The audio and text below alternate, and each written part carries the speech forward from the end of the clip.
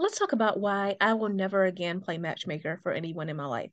Years ago, I had a friend who was constantly complaining about her love life, saying that all the men that she was meeting were trash and that she was just sick of going on dates, period. So I told her, hey, let me help. I know so many awesome men. Surely there's someone in my circle who would be a good match for you. I asked her what it was that she wanted in a relationship, and she sent me a list of her qualifications. The thing was, this was not a list, it was a mini novel. This thing was pages long, full of just all these different, highly specific things that she wanted in a relationship. And I tried my best, I swear. I thought about every single guy I knew who was single. I talked to my male friends. I talked to coworkers of mine, past coworkers of mine who were male and single.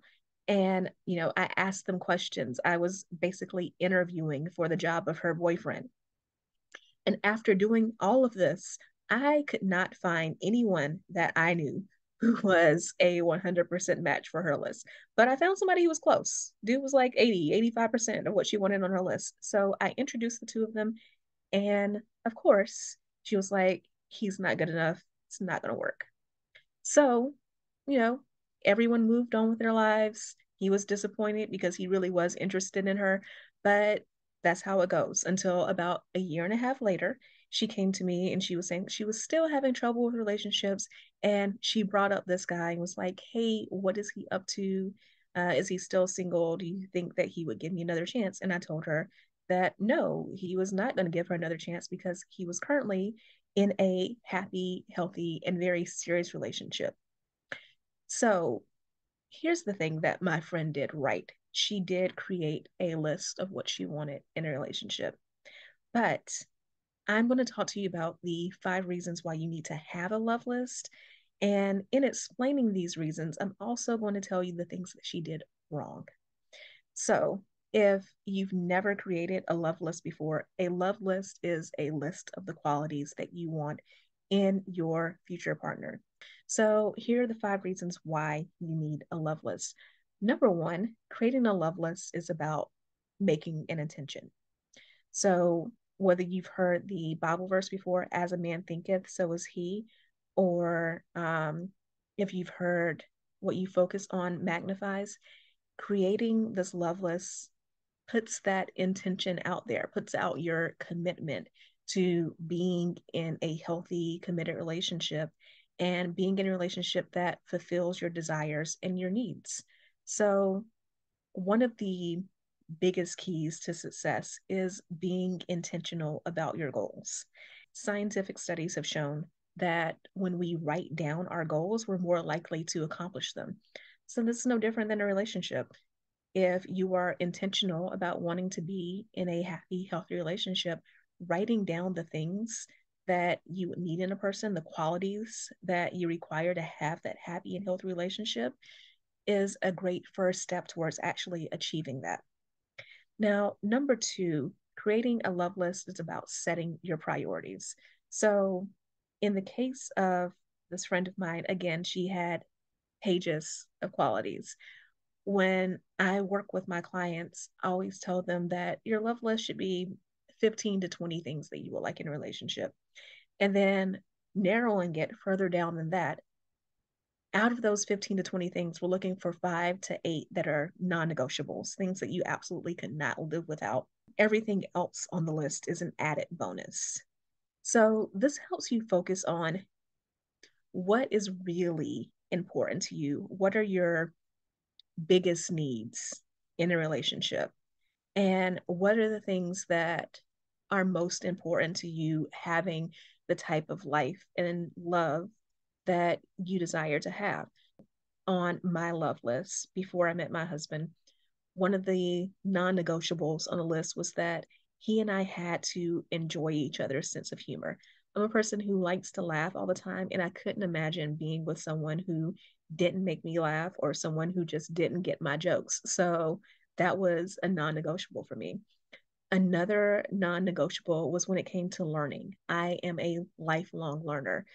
It wasn't priority for me that the person I married had the same level of education that I did, But it was a priority for me that he was committed to learning and discovery as much as I was. And I ended up with a husband who's very much a geek and is constantly watching things like History Channel. So I got that. But one of the reasons why I got that was because I made sure that it was an emphasis, something that I definitely asked questions about, and something that I was committed to seeing in someone that I was dating. Number three is that having a love list helps you focus on the positive. Back to as a man thinketh, so is he. Creating a love list is about listing the qualities that you want in a relationship. It is not about, I don't want a man who does this, I don't want a man who does that. Because if you keep focusing on the negative, you end up attracting more of it. If you don't believe me, take it out of love. Think about other areas of your life. Have you ever noticed that when you feel the most broke money wise, that is when you start attracting the most bills? Whereas when you feel abundant, when you're in a season of life where you're making a little bit more money, it seems like all these unexpected expenses also don't happen. So the more we focus on the things that we want, the more likely we are to call those things into our lives. The fourth reason why having a love list is so important because it helps you hone your own development. When a woman comes to me and tells me about the things that she wants in a relationship, I always ask her, is she aligned with those things? Because in some cases, you need to be the reciprocal. So if you want a man who is a giver, then that means that you need to be good at receiving. It's funny to me how often I will hear a woman ask for that quality, but then she struggles with, for example, receiving compliments. You will tell her that she's pretty, that her hair looks nice, and she's like, oh, no, no, no, this is an old outfit, or, I haven't even really done my hair like that today. You want to be receiving, but you have trouble receiving. Or you want someone who's a giver, but when people offer to help you with things, you have issues with receiving help. You tell them no, that you don't need the help. So in that case, you're looking at a quality on the list that you need to be the reciprocal of, and you are not. So this is something that you want to work on. As you work on trying to find a partner, you need to be that reciprocal. Other things you need to be aligned with, as in you need to be those things too. If you want to have a partner who is emotionally available and emotionally intelligent, you yourself also need to be those things. The fifth reason why we want to create a love list is because it helps us hone our discernment. So you've created this list, you have narrowed it down to a shorter list of qualities and desires that you want in a partner. It's not pages long. And then you've narrowed that even further to what your non negotiables are, the things that you must have in a relationship. Now that you have that list, whenever you go out on dates, you can come home from that date and compare your experience against that list. This helps you, again, fix your focus. It helps you hone your discernment, and it helps you waste less time. It's easy to get caught up in chemistry that you have with someone and not think about the fact that, wait a second, maybe this person is not aligned with the things that I need long term in a relationship.